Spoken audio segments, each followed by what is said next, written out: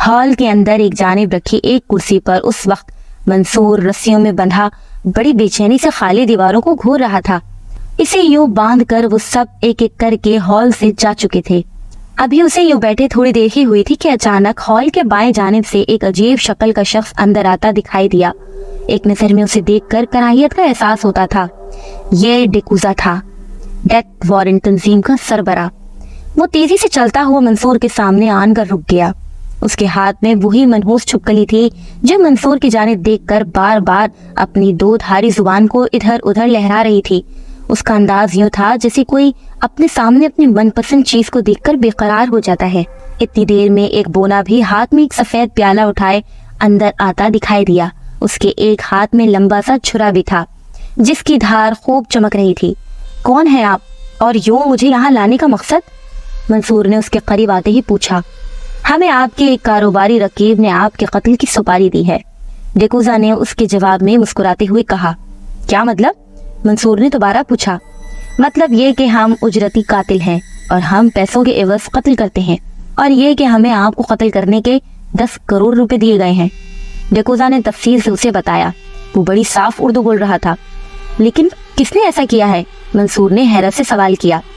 یہ ہم نہیں بتا سکتے، جتنا بتایا گیا ہے وہی کافی ہے، ڈیکوزا نے سخت لہجہ اختیار کرتے ہوئے کہا۔ لیکن اگر میں تمہیں 20 کروڑ دوں اور یہی سپاری اس کے لیے دوں جس نے مجھے قتل کرنے کی دی ہے تو کیا تم ایسا کر سکتے ہو؟ منصور نے خیال کے تحت اسے آفر دی۔ ہرگز نہیں، یہ ہمارے اصولوں کے خلاف ہے۔ جو پہلے ہمیں کسی کے قتل کی سپاری دیتا ہے ہم پھر اس سے پیچھے نہیں ہٹتے، اور ہاں اب تم چاہے ہمیں 100 کروڑ بھی دو تو بھی ہم نہیں لیں گے۔ اس لیے اب باتیں بہت ہو چکی، اب مرنے کے لیے تیار ہو جاؤ، ڈیکوزا نے بیزار لہجے میں کہتے ہوئے جلدی سے بونے کو ایک اشارہ کیا۔ اس کا اشارہ پاتے ہی بونے نے جلدی سے ہاتھ میں پکڑا لمبا چھرا منصور کے پہلو میں گھسیڑ دیا۔ منصور شاید اس کے لیے تیار نہیں تھا۔ جیسے ہی چھرا اس کے پہلو میں گھسا، خون کا فوارہ ابل کر نیچے بہنے لگا۔ یہ دیکھ کر بونے نے جلدی سے ہاتھ میں تھاما پیالہ اس کے پہلو سے بہنے والے خون کے سامنے کر دیا۔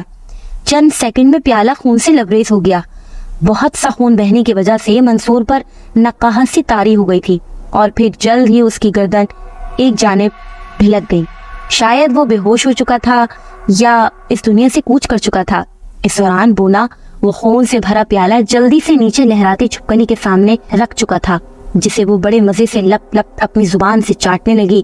اس کے انداز سے یوں لگ رہا تھا جیسے وہ کوئی انسانی خون کے بجائے مرغ یخنی کا مزہ لے رہی ہو۔ ڈیکوزا اور بونا بڑی پیاری نظروں سے اس چھپکلی کو خون پیتے دیکھ رہے تھے۔ اس کے ساتھ ساتھ ان دونوں کی آنکھوں میں ایک طرح کی چمک دکھائی دے رہی تھی۔ پیالے میں خون ختم ہوتے ہی ڈیکوزا نے جلدی سے چھپکلی کو اٹھایا اور ہال سے باہر نکل گیا۔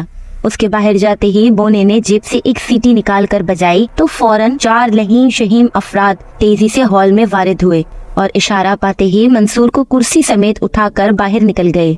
ہال سے نکلتے ہی وہ اسے لیے ایک جانب بڑھ گئے۔ سامنے ہی ایک بڑا سا تالاب موجود تھا جو گندھک کے تیزاب سے لبالب بھرا ہوا تھا، اور اس میں سے سبز رنگ کا زہریلا دھواں اوپر فضا میں پھیل رہا تھا اور اس کی بدبو دماغ میں گھستی جا رہی تھی۔ لیکن ان چاروں نے اس کے قریب پہنچتے ہی منصور کو کرسی سمیت اس تیزاب میں اچھال دیا۔ خدا کی پناہ، ایک لمحے میں اس کا تمام جسم کرسی سمیت دھواں بن کر اڑ گیا۔ یہ انہوں نے پہلی بار نہیں کیا تھا، بلکہ اس میں پتہ نہیں کتنے بے گناہ اور معصوم لوگ اپنے رشتہ داروں اور رقیبوں کی بھیڑ چڑھ گئے تھے۔ اس سے پہلے وہ لوگوں کو مار کر شہر میں کہیں ویران جگہوں پر پھینک دیتے تھے تاکہ لوگوں میں دہشت پھیل جائے۔ بہت سے افراد تو ایسے بھی تھے جنہیں ان کے سگے رشتوں نے جائیدادوں کے عوض معاوضہ دے کر موت کے حوالے کر دیا تھا۔ منصور کو وہ سیدھا تیزاب بھرے تالاب میں پھینک سکتے تھے، لیکن چونکہ ڈیکوزا کی پالتو چھپکلی انسانی خون کی شوقین تھی، اس لیے اب وہ ہر مرنے والے کے خون سے پہلے اس کا پیٹ بھرتے تھے، پھر اسے اس تالاب میں پھینک دیتے تھے۔ اس طرح چند لمحوں میں انسان کے وجود کا نام و نشان تک مٹ جاتا تھا۔ انسپکٹر راشد کا شمار ایماندار اور بہادر افسروں میں ہوتا تھا۔ جوانی کی 26 بہاریں دیکھنے کے بعد اس نے والدین کے کہنے پر ایک کزن سے شادی کر لی تھی، اور اب ماشاءاللہ اس کے 2 بچے بھی تھے۔ رشتے میں ایک دور کی بہن تھی جو اس سے دور ہی رہتی تھی، موقع خوشی کا ہو یا غمی کا ہمیشہ روتی ہی رہتی تھی۔ اعلیٰ افسران اس کی بہت عزت کرتے تھے۔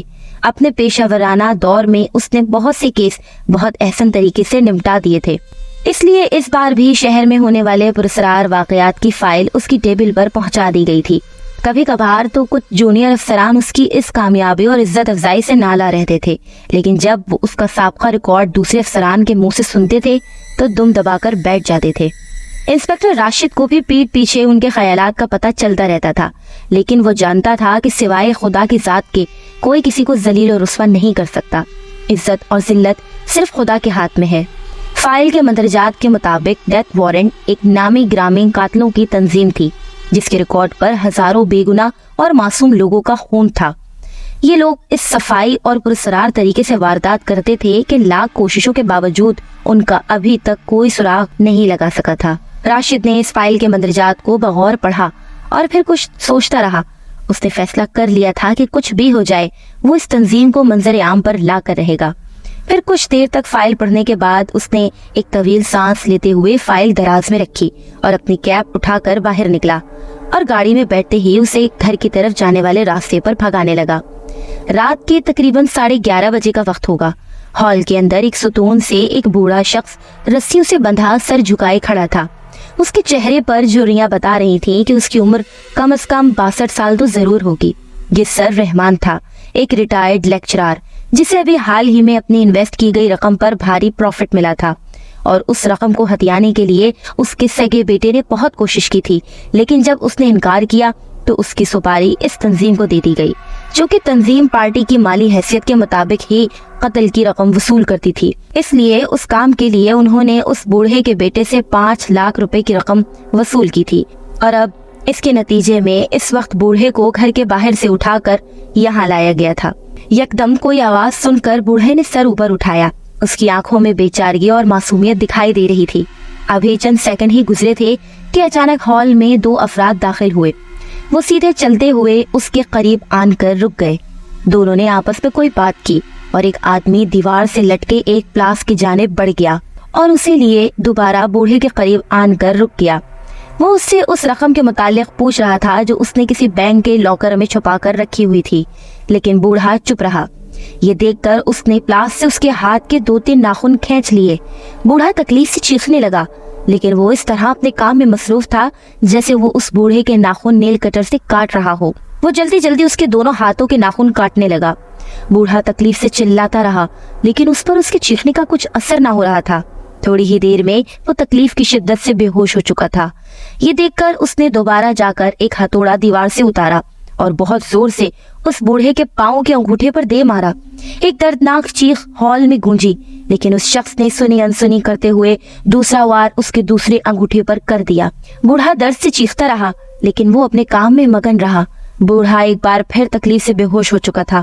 یہ دیکھ کر اس نے سائیڈ جیب سے ایک لمبے پھل والا خنجر نکال کر بوڑھے کے پیٹ میں کھونپ دیا۔ بوڑھا یوں چیخا جیسے کسی نے اس کے گلے پر چھری چلا دی ہو۔ خنجر پیٹ میں گھستے ہی جیسے ہی اس کے پیٹ سے خون کا فوارہ نکلا، دوسرے شخص نے جلدی سے ایک پیالہ اس کے سامنے کر دیا اور بوڑھے کے تازہ خون سے پیالہ بھرنے لگا۔ وہ اس خون کو ڈیکوزا کی پالتو چھپکلی کو پلانا چاہتا تھا۔ اس کے بعد انہوں نے حسب معمول اس کی لاش کو تیزاب کے تالاب میں اچھال دیا۔ اب ان لوگوں کے کام کرنے کا یہی طریقہ تھا، اسی لیے وہ اب تک پولیس سے بچے ہوئے تھے۔ Please like, comment and subscribe the channel Shehzad Khan Horror Stories, and thanks for watching.